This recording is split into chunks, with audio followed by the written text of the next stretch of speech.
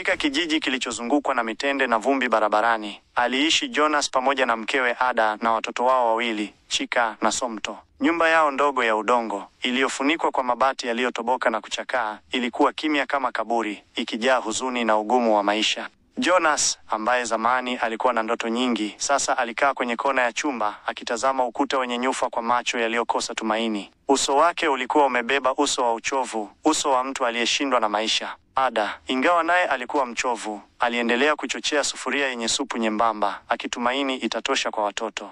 Watoto wakiwa hawajui uzito wa mateso ya wazazi wao, walikaa kimya. Matumbo yao yalilia kwa njaa, lakini macho yao yalikuwa na imani. Tumaini lilikuwa dogo, lakini upendo bado uliishi ndani ya nyumba hiyo iliyovunjika. Usiku ulikuwa mzito kwa kimya. Upepo mdogo ulivuma kupitia nyufa za ukuta wa udongo. Ndani ya nyumba yenye mwanga hafifu, Ada na watoto walilala pamoja kwenye mkeka. Jonas alisimama peke yake karibu na mlango, akiwa na begi lake la zamani mkononi. Aliitazama familia yake kwa mara ya mwisho. Hakuwa na hasira, hakuwa mkatili. Alikuwa amevunjika. Mzigo wa kushindwa ulimbana kifuani. Alijiona kuwa ni mzigo kwa wale aliowapenda. Akili yake iliamini kuwa kuondoka ni huruma na ndo njia ya kuwapa nafasi ya maisha, bila yeye kuwa chanzo cha kuwaletea maangamizi. Alinong'ona kwa heri ya kimya, midomo yake ikitetemeka, kisha akatoweka gizani.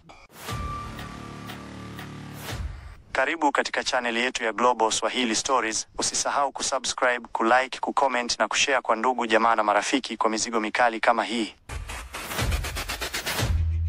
Miaka 10 ikapita taratibu kama kivuli maishani mwa Jonas. Siku zake zilijaa kutangatanga, akihama kutoka mji mmoja wa vumbi hadi mwingine. Alifanya kazi ndogo ndogo, akilala chini ya miti, kwenye majengo yaliyotelekezwa, na mara nyingine akila mara moja kila baada ya siku 2. Nguo zake zilibadilika, lakini si kwa bora. Zilichakaa, viatu vikachanika, na mistari usoni mwake ikawa kama alama za majeraha moyoni. Jonas hakuwahi kusikia taarifa za Ada wala watoto. Aibu ilimfanya anyamaze, hofu ikamfanya akae mbali. Lakini siku moja, kila kitu kilibadilika. Alipokuwa akipita mbele ya jumba la kifahari katika jiji lililo mbali kabisa na nyumbani kwake, Jonas aliganda. Gari kubwa la kifahari lilisimama mbele yake, na kutoka ndani akashuka mwanamke aliyekuwa na muonekano wa kufahamika sana. Nyuma yake walikuwa vijana wawili, watoto wake, lakini hawakumuona. Jonas aliganda pale pale, jana na leo vikigongana kama mawingu ya radi.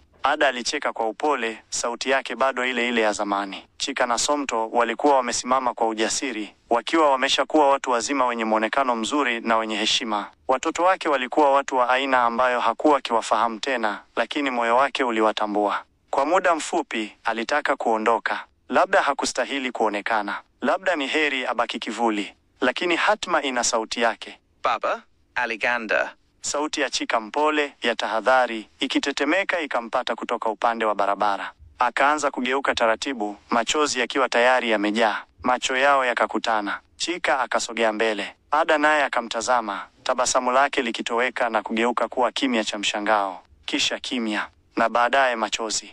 Machozi si ya hasira, bali ya kuachilia maumivu. Wiki moja baadaye, nyumba ilikuwa kimya tena, lakini si kwa huzuni. Jonas alikaa chini ya mti katika uwanja wa nyumba yao mpya, ile nyumba aliyowahi kuiota miaka 10 iliyopita. Tofauti ni kwamba safari hii haikujengwa kwa mikono yake. Chika alimletea kikombe cha chai na akakaa pembeni yake, wakizungumza kwa upole kuhusu maisha yake ya chuo kikuu. Somto akakimbia kuonyesha medali aliyoshinda shuleni. Ada akawatazama kupitia dirisha la jikoni, uso wake ukiwa mtulivu, si wa chuki, si wa ushindi, bali wa amani. Jonas kwa mara ya kwanza baada ya miaka mingi, moyo wake haukuwa mchovu tena. Alijifunza jambo moja: unaweza kupoteza kila kitu, unaweza hata kupoteza nafsi yako, lakini upendo wa kweli unaweza kukupata hata kama itachukua miaka, hata kama ulikimbia. Sote huanguka. Wakati mwingine tunaanguka hadi ndani kiasi cha kuamini hatuwezi kurudi tena, lakini hata tukipotea, upendo husubiri.